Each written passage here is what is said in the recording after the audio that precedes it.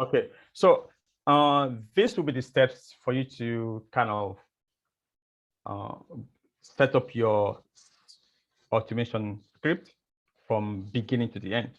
There will be some tools that you need to download and install. So this is going to be so theory. So maybe the next time that we meet again, I will look into the practical parts. We'll go through that step by step or in some of our workshops.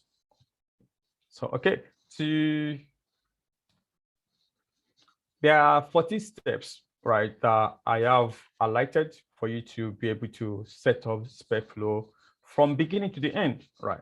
So your first step is you download and install Visual Studio. Then after that, you integrate the extension. You then create your first test project. You add your NUGET package. You create your folder for your framework. Then you create your feature file, you create your step definition, you create your page object, and then you go to your page, you find your element, you add the element to the page object. You then have to create your test methods, and also then you call the test method and you run your test. So these are the steps. And I can tell you that easy steps, but of course, is something that you need to take one step or another. So let's go through this quickly. So like as I've gone through in the previous section to say what is WebDriver. So it's basically comprises of your language binding, so which is a like C# binds with your browsers and also kind of now drives what you are doing or what you should do on your browsers. So let's say you want to click or you want to type, your browser does that for you through your code, basically. So that is your WebDriver. It actually performs what a user should do on the browser for you programmatically. So one, you need to install that. So to install, let's go through that. So installations of that. So where you need to go to visualstudio.com, visualstudio.microsoft.com, and then you install community. So community 2019. There's a new one actually, community 2022. So for now, I would say stay clear. So let's use community 2019 for a start. So after you've downloaded that, so you would see that depending on the browser that you use, so and you can click on that. This screen like this will appear for you when you open the exe file that you downloaded, and you check the net desktop development, yeah, and then you click on download and install. That should, and you click on install. That should install the Visual Studio Community for you. Visual Studio Community is what we call an IDE, integrated development environment. So which is where you will be developing your automation framework, or in a layman language, you'll be writing your code, right? So yeah, so you would see this screen after that, then this screen appears. So you can just say not now, maybe you click on that, that's it. So, and then after that, this screen appears, you can, yeah, you will choose the Visual C#.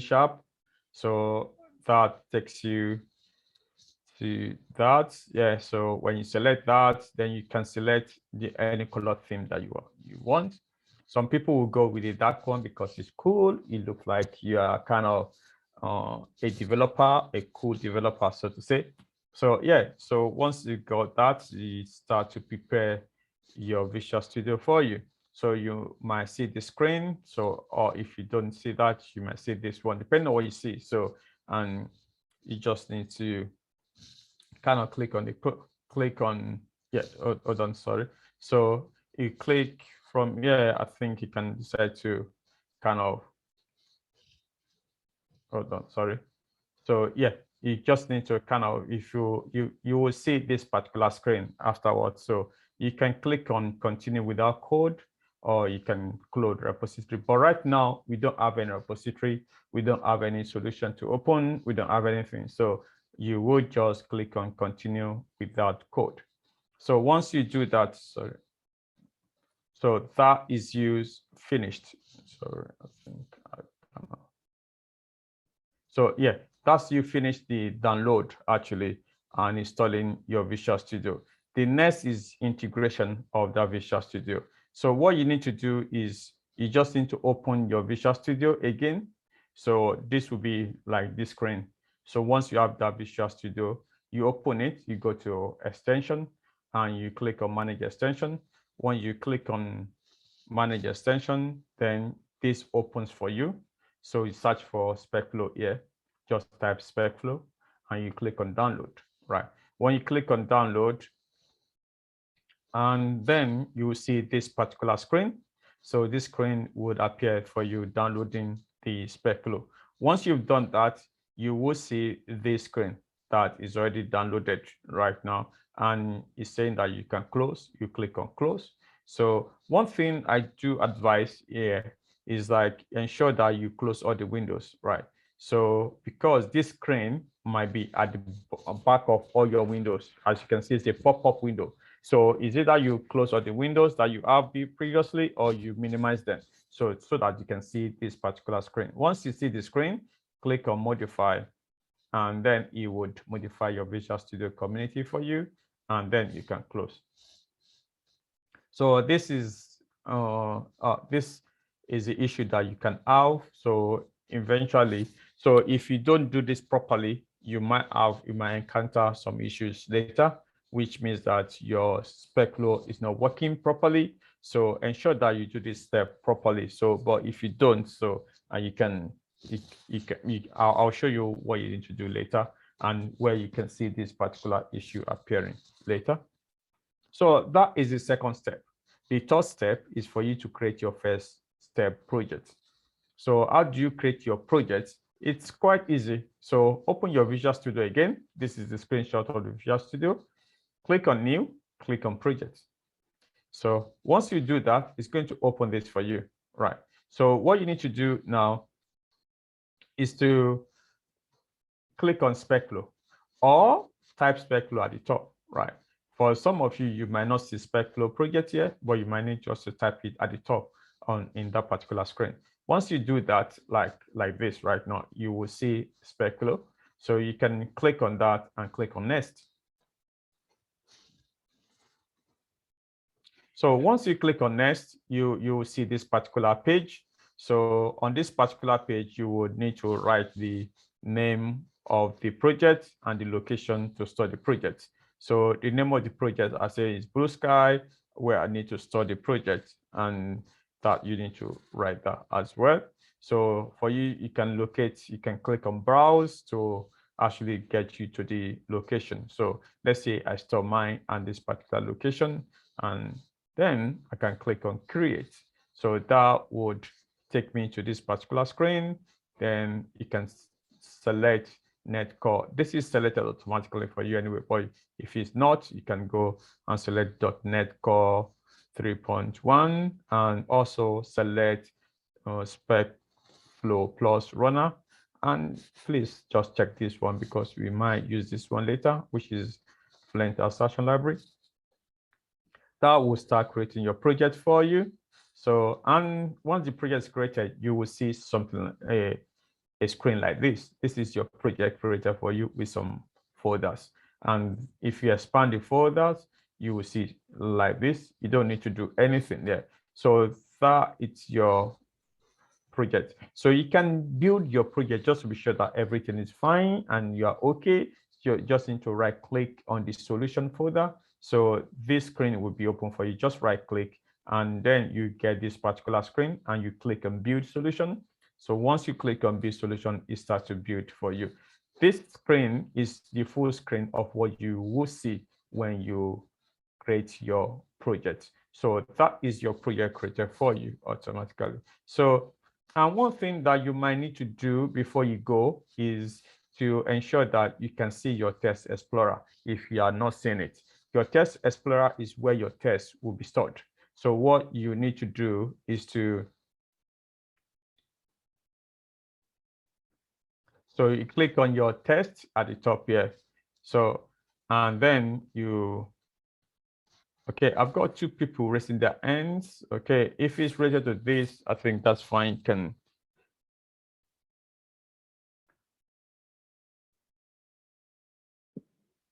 okay, all right. So let's continue. So I'll answer the question at the end, if that's okay. Unless if it's urgent, so you can talk. Okay. All right, to show your test explorer, you click on test and you click on test explorer, and that's that. So, and then that should show something like this for you. So, and so you can expand that. So it will show all your tests. So at the instance, you only have calculator tests by default. It's going to say, okay, maybe you want to test the calculator by default. It's going to put that for you. So how to add numbers in calculator.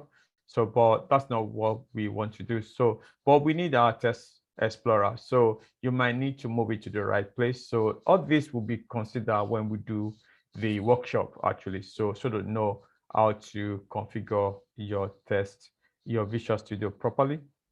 So this is how your environment will look like at the end. So you have this. So you don't need to worry about how it looks like, whether it's frightening you or you're afraid of the screens. Don't worry. So all this will be explained later. So that how you create your test project. So the next point for you to do is to create your folder structure. There's going to be some folder structure that you need to create. You need to create your folder structure for page objects. This is where you store your objects for your pages. Those are the common objects that you need to store. And you are going to have some data that you are going to be playing with or working with, just so to say. So you would create another folder for test data, and you also create data for utilities to host your F classes. So, but however, you already have this this particular folder that's created for you already. So you have your drivers, you have your features, you have your hooks, you have your steps created for you already. So you just need to create this particular folders after that. So now to create folders, what you just need to do is you go to your solutions, you right click and you click on add and you click on new folder. So once you click on that, it opens this like this particular screen for you. So you can type your folder. So you can type page object and that will create new page object folder for you. And yeah, so you can do the same thing for the other ones as well.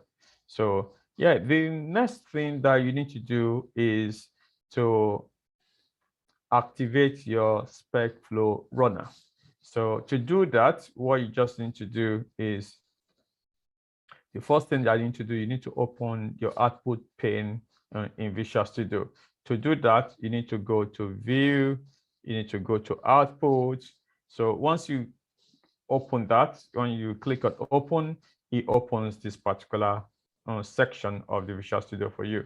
So then what you just need to do, click to Test. If you go to Test, click on that drop down Test. So once you do that, you should see this particular link in there. So, but if you don't see this link, you just need to do, what you need to do is just build your application again. Like I said before, you just right click your solution and say build, and you will see these links in there. So what you just need to do, click on that. So copy the link and put it in your Visual on your browsers, and then and you can do it like that. You put that in there. So once you put that, it takes you to this particular page for SPECFLOW, and you can sign in with your Microsoft account. So like that. So, and put your password, and then it would activate your SPECFLOW Plus runner for you. So that's that. So, and then you can run your applications again. So, and if you right click, go to your step definition, go to your test explorer and right click on your test and click on run. So, and that will run your application for you. Since there's nothing, we've not done anything. So all your steps is going to be skipped like that. You're going to have like amber sign in there. So which shows that there's something missing, but that's okay. That's what we are expecting. So that is that. So, and in case you encounter some issues, like for instance, you have your feature files showing this icon instead of this icon. So you need to kind of ensure that it is like this icon. So how do you solve that? So how do you move from here to here? So I've already showed you before. So one thing that you could do, the first one is, I think the first, you just restart your Visual Studio first. So, and in this step 2, I said adding extension. So it's possible you might not have added the extension properly, and maybe it's at the back of your screen. So just restart your Visual Studio. Sometimes it just fixes it. So, okay. So that is that. So the next one is you need some NUGET packages. So what are NUGET packages? Don't worry for now. So just say there are packages that you need to add. Some people have already written some code for you that they want you to use, or that will assist you in your automation. So for you to be able to use those code, you need to add them to your Visual Studio or add them to your project. So what are these particular packages that we need to use? So, and like you know, I said we are going to use WebDriver. So WebDriver is what you need to add as a package. You also need to add your Selenium support as a package. You need to add Chrome driver if you are going to use Chrome. But if you are not using Chrome, let's say you are using Firefox or IE driver, then you can add this one. So, but if let's say you are going with Chrome, it just needs these 3 packages. Then I'll show you now how you need to add them. So to add them, what you need to do is right click on your solution, click on manage NUGET package. And once you have that, it opens this particular screen for you. And then what you need to do is type Selenium WebDriver. That is the first one. And this screen will appear for you. And you can select your project like so, and you click on install. So once you do that, it's going to install for you. And that is the WebDriver installation done. And okay, and you click on accept, and that's it. Boom. And then you have other packages that you need to add as well. The same process, just put Selenium.support and it appears, and you click on install. You do the same thing, okay, and that's that. So the next one is your Chrome driver. This is important because, like I said before, your Chrome driver would be driving your Chrome browser. So your Chrome driver and your Chrome browser should actually relate in versions. So that would mean that you need to know the version of your Chrome and also the version of the Chrome driver that you are going to install. So the first thing that you need to do is to look at your Chrome and look at the version that you have. To check the version of your Chrome, just go to your Chrome browser and type chrome//settings/app. That would display the version of the Chrome for you. In this particular screenshot, as you can see, I've got 88 version.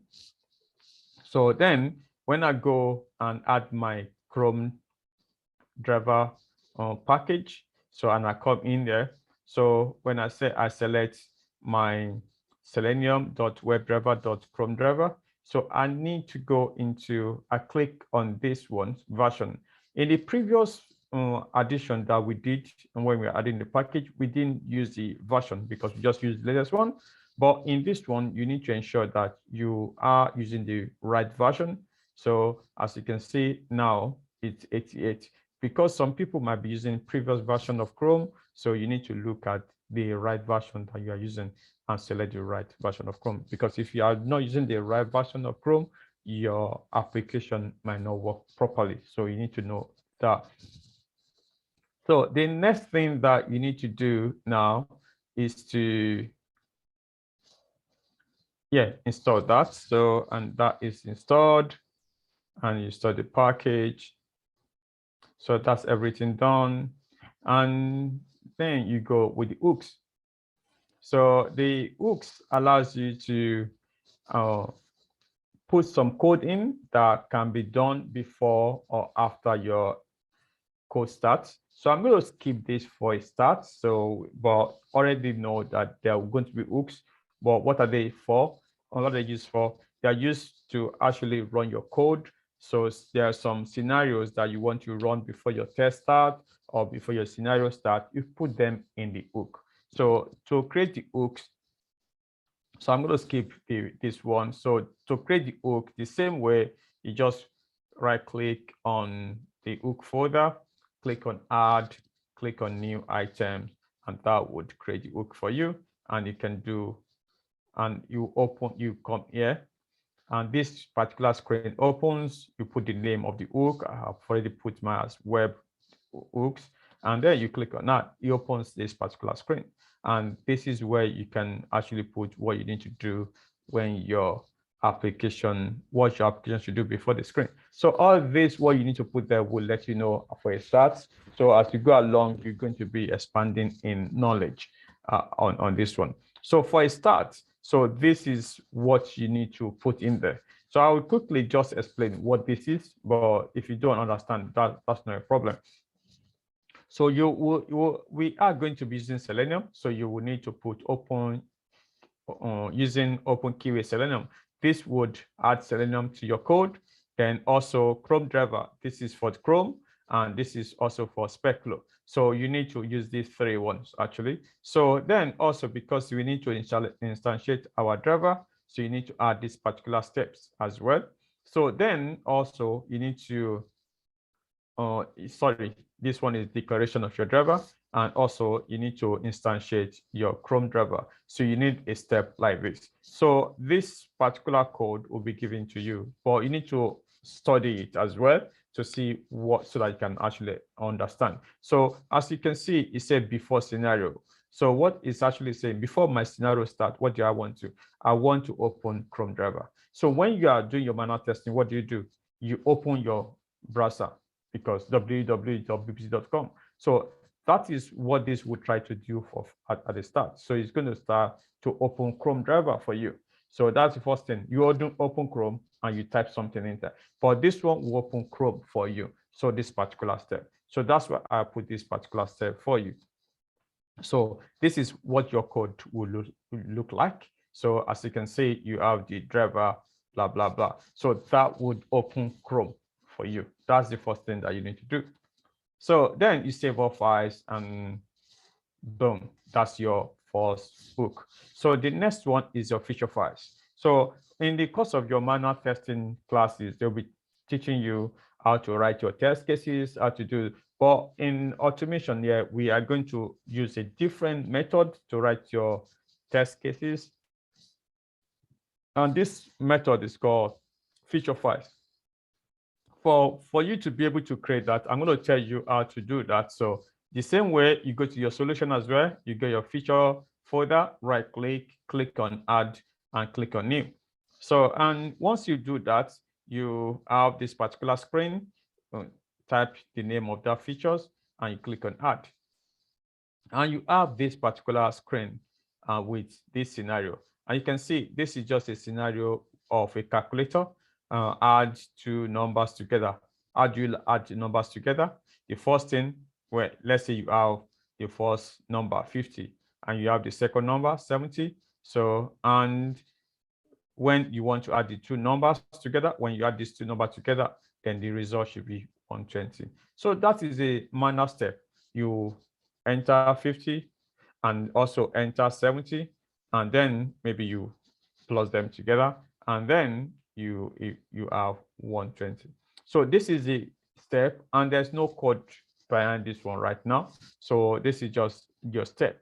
So, but we know we are not working with calendars. So with calculators, we are going to work with different things. Let's say we have this particular application, prepmajor.com, and we are going to test it. And let's say we are going to search for a course, right? So for you to search for a course, what do? You navigate to prepmajor.com, right? You click on the search field, you type automation in the search field. So then you click on search and the result is displayed. This is the step. I can go through the page, but that's how you would do. So let's say you want to search for a course. Let's say if I say go to Prep Major and search for automation as a course for you. So this is what you would do. You go to that prepmajor.com, you click on your search field, and you click on automation. You type automation in the search field, and you click on search, and you click on it. So this is your step. And in there, you have your scenario. So as a user of Prep Major, I want to search for a course so that I can enroll for it. So that's your steps. So, but this is your step-by-step procedure or what you need to do on the application. So all this will still expatiate more. So the next thing that you need to do is your step definition. So this is where you now convert this particular step into code, because this is basically English, and now you need to convert them into code. So, and that is what we call step definition. Step definition converts your given when then feature files into code. So because then, so what you have in your step definition will now be bound to your step definition. For you to do that, you go to that feature file that you've created, and you right click and you click on generate step definitions. Once you click on that, you open this particular screen for you. You click on generate. So, and once you click on generate, so you specify the step, the location that you want, ensure that it is on the step location, and then basically you put that in there. So this is where you start to put your code actually. So that is where everything starts. So you start to put the code to generate the step definition. So, so yeah, so that is that you do that for every other step that you want to do, and that's it. So, and yeah, okay. And the next thing, let's say you want to go to navigate to a URL. So what you just need to do is put a step like this: WebDriver, driver is equal to hook.driver, and also put driver.navigate. Go to URL, and the URL that you are going to. If you are going to BBC, you just change it to BBC. If you are going to your Yahoo or anything, you just put that in there. So, but this will still remain the same: driver.navigate go to URL, then the URL that you want to go to. This particular step will help you to go to a particular URL. So that is where I will stop today, actually. So in the step. So for the next one, we'll take that later.